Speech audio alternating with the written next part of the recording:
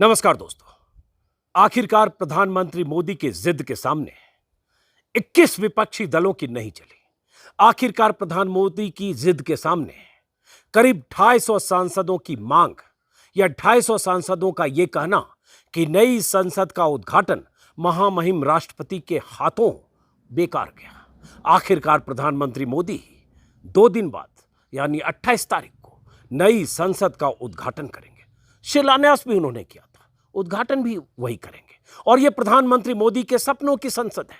भले ही उस सपनों की संसद में 250 सांसद उद्घाटन के मौके पर नदारत हो, बॉयकॉट करो, प्रधानमंत्री मोदी की सेहत पर कोई फर्क नहीं पड़ता है। तभी तो बीजेपी की तरफ से लगातार ऐसे बयान दिए जा रहे हैं, केंद्रीय मंत्रियों की तरफ से, बीजेपी के मुख्यमंत्रियों की तरफ से, अमित शाह की तरफ से, योगी आदित्यनाथ की तरफ से, राजनाथ सिंह की तरफ से, जेपी नड्डा की तरफ से, अनुराग ठाकुर की तरफ से, जितने नाम लें सब लगातार बयान देकर विपक्ष के उन दलों को टारगेट कर रहे हैं, उनकी नीयत पर सवाल उठा रहे हैं जिन दलों ने नई संसद के उद्घाटन का बहिष्कार का ऐलान किया। वजह यह कि उन सबका कहना है कि संविधान की कस्टोडियन राष्ट्रपति हैं, फर्स्ट सिटीजन राष्ट्रपति हैं, इसलिए राष्ट्रपति को नई संसद का उद्घाटन करना चाहिए, लोकतंत्र के उस मंदिर का उद्घाटन करना चाहिए जिसमें पक्ष भी होता है, विपक्ष भी होता है।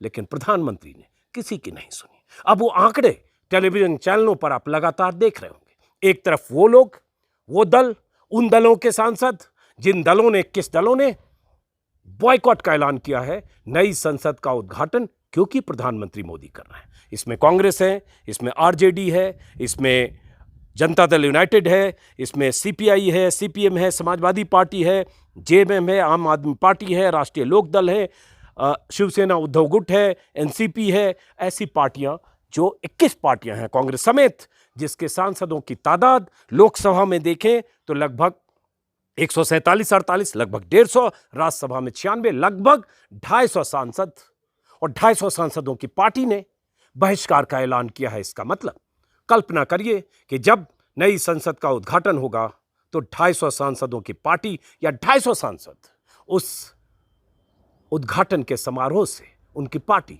अलग होगी, किनारा कर चुकी होगी। दूसरी तरफ वो दल है, बीजेपी के खुद के 303 विधायक सांसद हैं, लेकिन उसके साथ बाकी वो दल हैं जो बीजेपी के साथ हैं, जिसमें 16 दलों के नाम हैं जो शामिल होंगे उद्घाटन के इस समारोह में। और बीजेपी की तरफ से यही मुनादी की जा रही है और यही बताया जा रहा है कि जितने उद्घाटन के विरोध में हैं उससे ज़्यादा तो उद्घाटन के समर्थक हैं। उसमें ऐसे दल हैं जिनके 1-2 सांसद हैं, कुछ ऐसे दल हैं जिनकी लोकसभा में 1 सांसद वाली पार्टी भी नहीं है, 0 जिनकी नुमाइंदगी है लोकसभा में, वो दल भी। उन दलों के नाम भी स्क्रीन पर आप देख रहे हैं। बीजेपी तो है ही, लेकिन बीजेडी है, शिवसेना है, शिंदे गुट, लोक जनशक्ति पार्टी है, तेलुगु देशम पार्टी है, नेशनल पीपल्स पार्टी है, सिक्किम क्रांतिकारी मोर्चा है, रिपब्लिकन पार्टी ऑफ इंडिया जिनके अठावले साहब मोदी सरकार के बहुत अहम किरदार हैं, जिनकी लोकसभा में नुमाइंदगी 0 है, राज्यसभा में 1 सांसद हैं,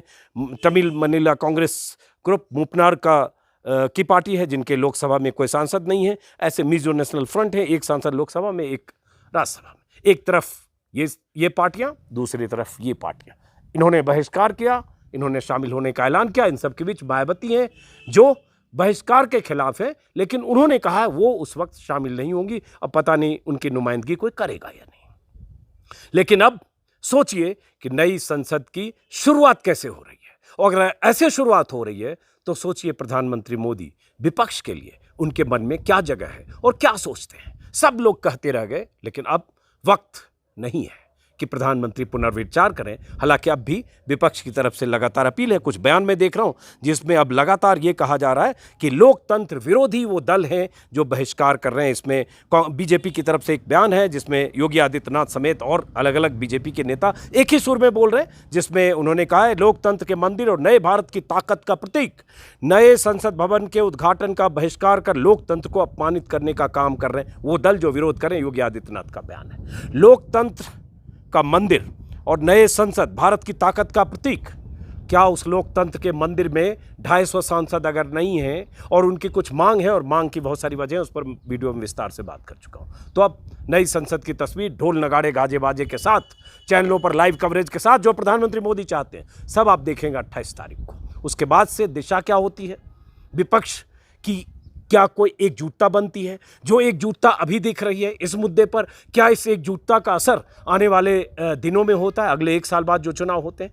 इन सब पर भी बात करेंगे और पहलू पर भी समझेंगे। हमारे साथ एक खास मेहमान है, मनोज झा, आरजेडी के सांसद, चूंकि उनकी पार्टी ने भी बहिष्कार किया है, इसलिए मनोज झा से विस्तार से कुछ सवाल जवाब, कुछ बातचीत, समझिए कि उनके लिए क्या मायने रखता है नई संसद, आखिर क्या वजह है कि मनोज झा की पार्टी और ऐसी पार्टियों ने नई संसद के उद्घाटन के बहिष्कार का ऐलान किया, तब जब प्रधानमंत्री, गृह मंत्री राजनाथ सिंह और तमाम लोग कह रहे हैं कि सबको शामिल होना चाहिए। जो नहीं शामिल हो रहे हैं वो लोकतंत्र का अपमान कर रहे हैं, लोकतंत्र के मंदिर का अपमान कर रहे हैं। सुनिए, मनोज झा से मैंने अभी कुछ देर पहले बात की है, क्या कह रहे हैं मनोज झा। विपक्ष की आवाज, विपक्ष का पहलू, वो भी आना चाहिए, क्योंकि चैनलों पर तो आप एक तरफा मुनादी लगातार देखते हैं। तो सुनिए मनोज झा को।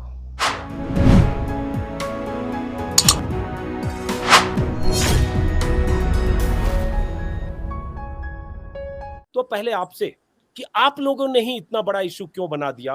अगर आप जानते हैं प्रधानमंत्री मोदी को, जब उन्होंने शिलान्यास किया था तो उन्होंने तय तभी किया होगा कि उद्घाटन भी हम करेंगे।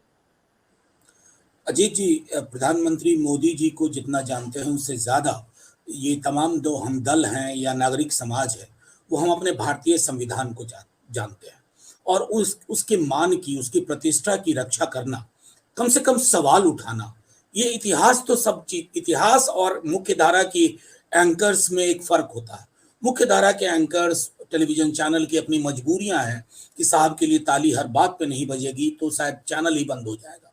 लेकिन ये मजबूरियां विपक्ष के अधिकांश दलों के साथ नहीं है, हमारे साथ नहीं है। मैं बार बार इसको दोहराना नहीं चाहता। आर्टिकल 79 देखिएगा भारत के संविधान का, वो कहता है कि there shall be a parliament which shall consist of the president, which shall consist of the president and the two houses, Rajya Sabha और लोकसभा। अब आप देखिए, अभी आप वेबसाइट खोलिए पार्लियामेंट की, पार्लियामेंट ऑफ इंडिया, पहली तस्वीर आती है राष्ट्रपति की, उसके बाद दोनों सदनों की बात होती है, लोकसभा और राज्यसभा। तो ये तस्वीरें नहीं है, ये पद्धतियां हैं, ये परंपरा है, ये एक महज बिल्डिंग की बात नहीं है, एक आइडिया की बात है जिसे हम पार्लियामेंट कहते हैं। प्रधानमंत्री जी उसको बुलडोज करना चाहते हैं। असल में प्रधानमंत्री जी ने 20-22% लोगों का एक वैचारिक उपनिवेश तैयार कर लिया है, जिसको हम कहते हैं कॉलोनी। तो प्रधानमंत्री जी अगर किसी दिन सुबह उठ के कह दें कि सूरज पश्चिम में उगा था, तो अधिकांश लोग कहेंगे कि हम लोग जिसे पूरब कहते आए वो दरअसल पश्चिम है। ये मान्यताएं राजतंत्र में चल जाती थी, लोकतंत्र में नहीं चलती है। ये हमारी हठधर्मिता नहीं थी अजीत जी। हमने तो हाथ जोड़ के, मेरी पार्टी ने हाथ जोड़ के मैंने विनती की कि प्रधानमंत्री जी अभी भी वक्त है। आज राजनाथ सिंह जी के एक वक्तव्य के आलोक में मैंने कहा, राजनाथ सिंह जी आप वरिष्ठतम सांसद हैं, मंत्री हैं, आप प्रधानमंत्री जी को समझाइए कि ऐसी परंपरा ना डालें जो हमें ये आभास देती हो कि हम पुनः राजतंत्र में प्रवेश कर रहे हैं। राजा तेरे सुबह की जय, राजा तेरे शाम की जय। अब वो दंड ले आए, ये क्या आवश्यकता है? हमारी चिंता लोकतंत्र की सार्वभौमिकता से थी, किसी व्यक्ति की आकांक्षाओं से नहीं। और प्रधानमंत्री जी जिद्दी है, मैं जानता हूं, हठधर्मी है, मैं जानता हूं, लेकिन प्रधानमंत्री जी को भी ये बताना जरूरी था कि इतिहास थोड़ा निष्ठुर होगा। इतिहास इस दौर की विवेचना करेगा कि कैसे प्रोटोकॉल्स का उल्लंघन हुआ, और ये कतई उचित नहीं है। मैं समझता हूँ प्रधानमंत्री जी ठंडे मन से सोचेंगे तो उन्हें भी लगेगा कि उन्होंने गलत किया। लेकिन प्रधानमंत्री ने तो बहुत सोच के ही किया ना मनोज जी, उन्होंने सोच के ही किया। उन्होंने जब शिलान्यास किया था तब भी विवाद हुआ। उन्होंने अशोक स्तंभ का जो कुछ बनाया, शेर की जो मूर्ति बनी, उस पर भी विवाद हुआ।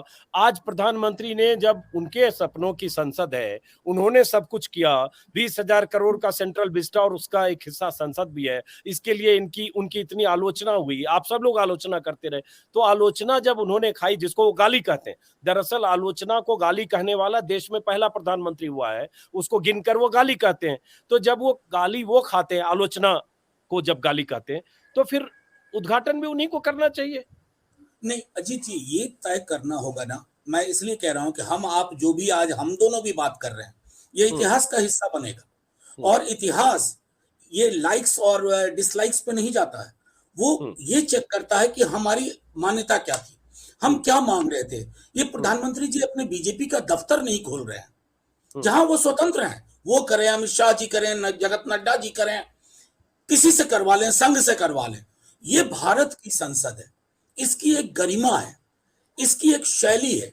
आपके आपका आचरण उस गरिमा, उस शैली, उस परंपरा के खिलाफ जाता है, तो कैसे हम उनकी ऑर्केस्ट्रा टीम में शामिल हो जाएं? ये हमारे लिए एक महत्वपूर्ण सवाल था। अब रही बात 21 बनाम 25 वो ले आए, अजीत जी मैं कहना नहीं चाहता था, 25 में कई ऐसे दल हैं जिसकी वजह से आज जब उन्होंने नाम गिनाया तो लोगों के सामान्य ज्ञान में वृद्धि हुई होगी कि ये भी दल है, ये भी एग्जिस्ट करते हैं। रजिस्टर्ड पार्टियों के नाम गिना रहे हैं, अरे रजिस्टर्ड पार्टी तो हजारों हैं, आप सबकी फेहरिस्त बना लेते। महत्वपूर्ण ये था कि प्रधानमंत्री जी को आईना देखना चाहिए और आलोचना और अपमान का फर्क समझना चाहिए। हम इसमें आपकी आलोचना इसमें इसमें इसमें ऐसे दल भी हैं। अब प्रचारित ये कर रही है बीजेपी कि ठीक है, किस विपक्षी दलों ने बहिष्कार किया, लेकिन 16 दल ऐसे हैं जो बीजेपी के साथ समर्थन में आए। आप ज्यादा बता रहे हैं, उतने नंबर में नहीं है जो मेरे पास नंबर है, जो 16 दल समर्थन में। अब उसमें जैसे ऐसे दल भी हैं जैसे टीएमसी है, टीएमसी का लोकसभा में कोई सांसद नहीं है, मूपनार ग्रुप, एक सांसद राज्यसभा में, Tamil Tamil Manila Manila Congress Congress. TMC, हाँ जी, एक सांसद हैं। अठावले एक ही पार्टी वाले सांसद है, वो भी राज्यसभा में। ऐसे अपना दल के दो हैं, आप जानते हैं, वो पहले से उनके साथ हैं। सिक्किम क्रांतिकारी मोर्चा एक सांसद, नेशनल डेमोक्रेटिक प्रोग्रेसिव पार्टी एक सांसद, नेशनल पीपुल्स पार्टी एक सांसद, मिजो नेशनल फ्रंट एक सांसद। तो ये एक सांसद, जीरो सांसद लोकसभा में, वो पार्टियां भी हैं जिनकी लोकसभा में जीरो नुमाइंदगी है, लेकिन उनके लिए कहने के लिए नंबर हो गया। और ये यही प्रचारित जो चैनलों के जरिए हो रहा है, ठीक है ये लोग बहिष्कार कर रहे हैं, क्या फर्क पड़ता है, इतने तो हमारे साथ हैं। नंबर गेम यही तो दिखाएंगे कि 303 तो हम खुद हैं और बाकी ये सब कुछ साथ आ गए। अजीत अजीत जी, ये बचपना है, बच्चे भी ऐसा नहीं करते हैं जैसा प्रधानमंत्री जी और उनकी टीम करती है, और वो जो मीडिया में उनका इकोसिस्टम है वो जो कर रहा है। अब मुकदमा किसी ने सुप्रीम कोर्ट में दायर किया, वो खारिज हुआ, क्या हम दलों ने किया था? मैं तो कल से कह रहा हूं, it is not a question of legality, it's a question of constitutional propriety, constitutional values. आप उसको कितनी तवज्जो देते हैं? और मैं सच कहूं तो प्रधानमंत्री जी को ये हमेशा याद रखना चाहिए कि ये इकोसिस्टम उनको नुकसान पहुंचा रहा है। ये इकोसिस्टम भले उनके सामने बैंड बाजा बारात वाली परिस्थितियां पैदा करे, लेकिन अंततः प्रधानमंत्री जी कई चीजों के लिए जाने जाएंगे, लेकिन सबसे ज्यादा जाने जाएंगे कि लोकतंत्र की अगर जमींदोज करने की सबसे ज्यादा कोशिश हुई कि इनके दौर में हुई। ये वही व्यक्ति हैं जिन्होंने सदन में घुसते वक्त सदन की सीढ़ियों पर चूमा था, नमन जी, किया था। 2014 मुझे याद है, शायद 20 मई वो तारीख थी। सदन की सीढ़ियों को चूमते हुए जो तस्वीर आई थी, हम लोगों को भी लगा था कि चलिए एक अच्छी शुरुआत कम से कम प्रधानमंत्री मोदी कर रहे हैं, जनता ने जनादेश दिया है, तो एक धरती को, जन्मभूमि को, भारत अजीत जी, माता की धरती को चूम कर। अजीत जी, अजीत जी, मैं एक छोटी बात कहता हूं। क्रिस्टोफर जेफरलॉट ने किसी संदर्भ में लिखा था, कोट किया था, प्रधानमंत्री जी जितना ही बाहरी बयानों में मुगल और इसके नाम बदलते हैं, असल में उनके अंदर भी एक बहुत बड़ा मुगल बैठा हुआ है, और वो मुगल उनको कहता है लेगेसी छोड़ने का यही तरीका है। आप बेरोजगारी पर कोई ब्लूप्रिंट नहीं, महंगाई पर नहीं, बिल्डिंग बनाओ, सामने पट्टिका लगाओ, शक्लें बदल दो, प्रतीक चिन्ह बदल दो। ये काम बादशाह लोग किया करते थे, राजा महाराजा किया करते थे। प्रधानमंत्री जी के अंदर इसलिए मैं कहता हूं एक मुगल बैठा हुआ है। वो चाहता है कि शालीमार बाग टाइप कुछ बने, ताजमहल बने, और जो साहिब ने ताजमहल के बारे में कहा था, आज वही बात हम लोग संसद के बारे में कह रहे हैं। ये बताइए, जैसे मैं देख रहा हूं, राजनाथ सिंह का आपने जिक्र किया, राजनाथ सिंह का एक बयान आज का ही है जिसमें उन्होंने कहा है कि प्रधानमंत्री मोदी नए संसद भवन को राष्ट्र को समर्पित करके भारतीय लोकतंत्र के इतिहास में एक नया अध्याय जोड़ने जा रहे हैं। नया संसद भारत भवन के लोकतांत्रिक संकल्प के साथ 140 करोड़ भारतीयों के स्वाभिमान और उनकी आकांक्षाओं की अभिव्यक्ति है। तो जब बीजेपी सरकार की तरफ से नेता, मंत्री, प्रधानमंत्री कह रहे हैं कि 140 करोड़ भारतीयों के स्वाभिमान और आकांक्षाओं की अभिव्यक्ति का सवाल है, तो ये भी तो इतिहास में कभी हो सकता है कि ये कहा जाए कि ये लोग मीन मेख निकालकर राष्ट्रपति की आड़ लेकर या राष्ट्रपति के द्वारा उद्घाटन हो, इस मुद्दे को तूल देकर खामखाई इन्होंने नई संसद के उद्घाटन का बहिष्कार किया। देखिए कहीं अजीत इतिहास जी, इस तौर पर तो नहीं दर्ज करेगा? नहीं, मीडिया कैसे इतिहास बना रहा है ये आपको पता है। बिल्कुल, लेकिन वो जो इतिहास होता है ना बड़ा क्षणिक होता है, उसकी सेल लाइफ बहुत ज़्यादा नहीं होती है। एक्सपायरी डेट बहुत जल्द आ जाता है, किसी-किसी देश में 10 बरस लगते हैं, किसी में 15 बरस लगते हैं। एनीवे मैं उसमें नहीं जाना चाहता। राजनाथ सिंह जी के बयान को गौर से देखिए। उन्हीं के बयान के आलोक में मैंने उनसे हाथ जोड़ के विनती की थी कि लोकतंत्र की मान्यताओं का सम्मान करने के लिए सिर्फ एक बिल्डिंग बना करके उसको इनॉग्रेट करें प्रोटोकॉल का उल्लंघन के लिए, वो नहीं। 2 मिनट में बिल क्यों पास कराते हैं? क्या ये लोकतंत्र के लिए सम्मान है? आप विपक्ष को रिडिक्यूल करते हैं, चुनावी सभा में कहते हैं विपक्ष देशद्रोही है, या लोकतंत्र का सम्मान कर रहे हैं? आज तक तो हमने बीजेपी के लोगों के लिए हमारे किसी दल ने नहीं कहा कि देशद्रोही है। आप प्रधानमंत्री जी को देश का पर्याय बताते हैं, वो आपकी मजबूरी होगी राजनाथ सिंह जी। मेरे देश का पर्यायवाची मेरे कोई प्रधानमंत्री नहीं हो सकते, जवाहरलाल नेहरू से लेकर अब तक, और किसी ने चेष्टा भी नहीं की। इमरजेंसी में एक प्रधानमंत्री ने चेष्टा की थी और जनता ने बता दिया था। ये जो है ना, इस तरह के बाइनरी से, इस तरह के प्रतीकों से मुक्ति का अवसर है राजनाथ सिंह जी जैसे लोगों के लिए भी। क्योंकि राजनाथ सिंह जी के बयान के संदर्भ में मैंने ये कहा कि भगवान के लिए, ईश्वर के लिए, संविधान के लिए प्रधानमंत्री जी को 140 करोड़ के लोगों की आकांक्षा का कोई सर्वे आपने नहीं किया था। 140 करोड़ में मैंने पहले भी कहा कि एक छोटे समूह को आपने अपना वैचारिक उपनिवेश बना लिया है, आइडियोलॉजिकल कॉलोनी। वो तो कुछ भी कहेंगे। आप सावरकर उनके जन्मदिन, तथाकथित जन्मदिन के दिन आप उद्घाटन कर रहे हैं। चलिए मान लिया, विदेश में जाके कहिए यही बात कि आज सावरकर के जन्मदिन के दिन मैंने अपनी संसद का उद्घाटन किया। कह पाएंगे?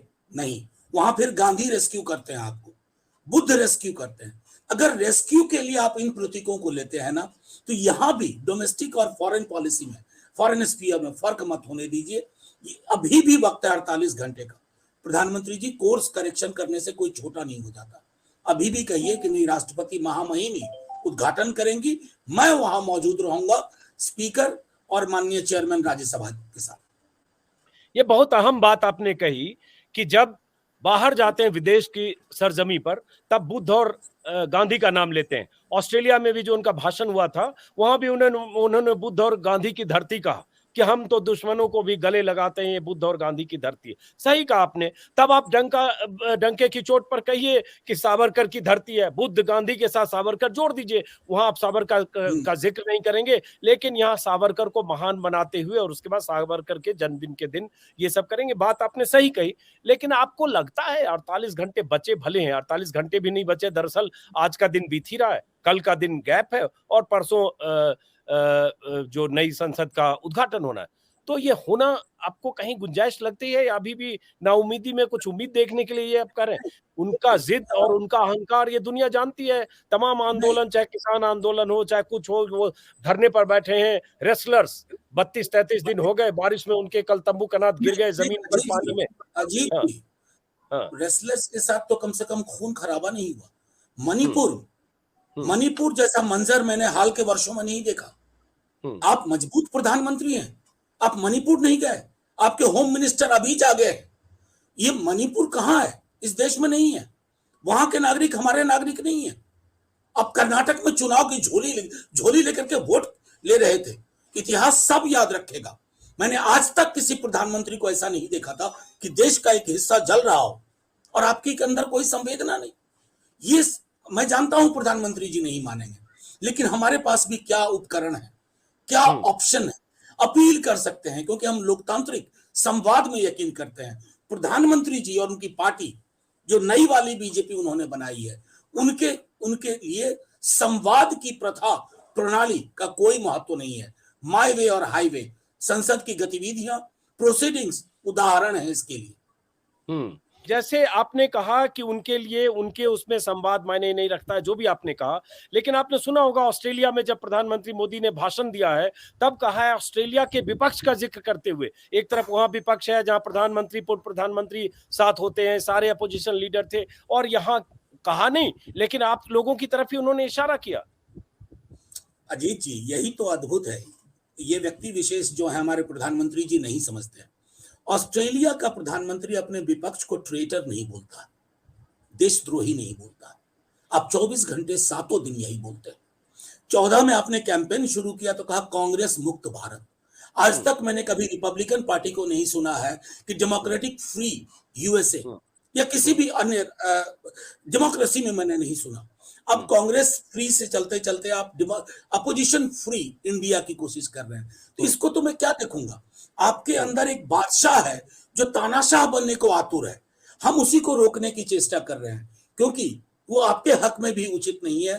प्रधानमंत्री जी, आपकी बादशाहत का जो वो एक अंदर शौक है उसको भी थोड़ा कर्व करवाना चाहते हैं, आपकी खुशी के लिए, आपकी भलाई के लिए, और जो वो एक डिक्टेटोरियल टेंडेंसी है वो भी रुके तो आपके दल का भी भला होगा, क्योंकि आपके दल के लोग बोल नहीं पाते हैं। संसद में हम जब कुछ बोलते हैं तो आपके लोग सेंट्रल हॉल में आकर के बधाई देते हैं और कहते हैं कि सही कहा, ये हम नहीं कह सकते। ये जो परिस्थितियां आपने अपने दल के अंदर भी पैदा की है वो इसलिए इस संवाद में आपका विश्वास नहीं है। आपको लगता है कि जिधर छड़ी घुमा देंगे वो पाइपर टाइप आप हासिल कर लेंगे। हर चीज की एक एक्सपायरी होती है, उसकी सेल लाइफ होती है। इस राजनीति की भी सेल लाइफ कर्नाटका से शुरू हो चुकी है। एक आखिरी सवाल कि आपने कहा कि संवाद में विश्वास नहीं करते हैं, और जो एक अभी जो लकीर खींच गई बीच में एक तरह से नई संसद के बहिष्कार के साथ, क्या ये उसके बाद आने वाले समय में संसद सत्र होगा, विपक्ष के भी सारे लोग बैठेंगे, क्योंकि हाउस तो बिना विपक्ष के लोकतंत्र नहीं होता, आपको अपनी बात रखनी है, सरकार की मुखालफत करनी है, जो भी करनी है, तो इसका असर आप आने वाले सत्र में क्या देखते हैं? देखिए, आने वाले सत्र में तो पहला सवाल यही होगा इस संसद को लेकर के कि प्रधानमंत्री जी, आप कोई भी, जब आपके दौर में कोई बिल्डिंग बन रही है ना, वो आपके अपने पारिवारिक पैसे से नहीं बन रही है, वो जो हमारा एक रिटर्न और एक परंपरा रही है संविधान के थ्रू, या उसका पालन होना चाहिए। दूसरा, प्रधानमंत्री जी को संसद ना चलने से बहुत दर्द नहीं होता।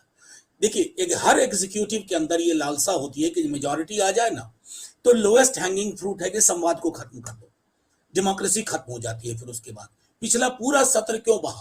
क्योंकि सरकार तैयार नहीं थी संवाद को, उल जलूल के मुद्दे लेकर के आती थी।